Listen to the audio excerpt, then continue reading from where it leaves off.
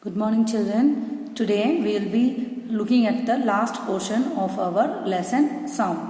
So here we will be seeing what are the sounds which are audible. Audible means the sound frequency which can be heard. So according to human beings, that is the range for the human beings to hear is 20 hertz and 20,000 hertz. So the range is between 20 hertz to 20,000 hertz. Only within this range we will be able to hear the sound. So the sounds below 20 hertz and above 20,000 hertz cannot be heard. So the sounds below frequency, that is the 20 hertz frequency, are called infrasonic. So infrasonic waves. And if it is above 20,000, it is called as ultrasonic. So infrasonic sounds will be heard by elephants, whales, hippopotamus, etc. Whereas the bats, rats, cats, dolphin can hear the ultrasonic sounds. So in this para we will be learning about the frequencies which are audible. So human can hear only the frequencies between 20 hertz to 20,000 hertz, whereas the frequency below 20 hertz are called infrasonic, and then the frequencies above 20,000 hertz are called ultrasonic. So if it is infrasonic, sounds are audible only for elephants, hippopotamus, etc., whereas the ultrasonic sounds are heard by only bats, rats, etc. Okay, now we will be seeing the the sound which is audible and inaudible. So audible will be only within this range, and inaudible we will be having two types. One is infrasonic and other one is ultrasonic. For infrasonic it is below 20,000. So infra, that is inside, so it is below. Ultra, it is other end, so it is above 20,000. Okay, now coming to the exercises. Okay, first one is the choose which of the following statement is not true about the sound. So first one is it is produced when the particles in an object vibrate. No, this is true. It travels in the form of waves. Yes, this is also true. It is a form of energy. True. Then the frequency of the sound is measured in decibel. No, it is measured in hertz. Okay, so this is the one which is wrong or which is not true. Sound can travel through vacuum. Sound cannot travel through vacuum. Okay, it can travel through solid, liquid and gas, but it cannot travel through vacuum. Look at the spelling of the vacuum. You cannot simply write your own spelling. Understand the spelling and you should write it correctly. The level of the sound is expressed in decibel. Level only is measured in decibel. Okay. Then identify the frequency of the wave whose time period is 8 seconds. So they have given the time. Okay. So what will be the frequency? 1 by 8. So it is 0.125 hertz. Okay. Then humans can hear the sounds between 20 hertz and 20,000 hertz, which is the ultrasonic sound, which should be greater than 20,000. So this is the ultrasonic sound. Coming to the true or false. The sound will require a medium for its propagation. True. The ringing of a bell inside an evacuated room cannot be heard. Evacuated room, you should consider it as a vacuum. Okay, so the sound will not travel through vacuum. So we cannot hear the bell. So this is true. Sound travels faster than light. No, this is false. Sonar uses ultrasonic sound waves to detect the objects. True. The speed of the sound in liquid will vary with the intensity. No, it is false. Ultrasonic sounds are sounds with frequency less than 20 hertz. No. Ultrasonic means it should be greater than 20,000 hertz. Elephants can hear infrasonic sound. True. Coming to the match. For compression, you can go for high pressure. For rarefaction, we go for low pressure. Then the time period, reciprocal of the frequency. So that is why I took the reciprocal. So reciprocal of 8 is 1 by 8. So from that 1 by 8 only I am getting this frequency. Okay, then the loudness is directly proportional to the amplitude. Okay, now define and differentiate. I have sent the notes. The rest of things we will write it here. Name the following. The scientific name of the inner ear is cochlea. Spelling C-O-C-H. Cochlea. L-E-A. Cochlea. The name of the voice box. Voice box is called as larynx. L-A-R-Y-N-X. Then the speed of the sound in air at 20 degree Celsius is 343 meter per second.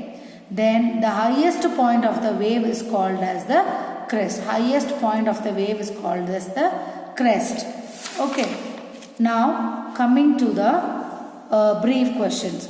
How is sound produced? I have given all the brief questions also in the notes. Now coming to the detail. How do sound travel in the air, or how will the sound travels through the air? Go to page number 83. Okay. Sound, how is the sound traveling in the air? So this is how in this page. Okay. 1 minute. See, the first line should be this line. When the sound travels through air, it causes periodic pressure variations in the air. This will be the first line. Okay. Then we can say first this second line is this line. The compressed region of the air is called as compression. The air molecules in the compressed region push and transfer their energy to the neighboring molecules. So the neighboring region is also compressed. Okay. And the same time the air in the previously compressed region will expand. And this region is called as rarefaction. So the sound wave progresses as alternating compressions and rarefactions.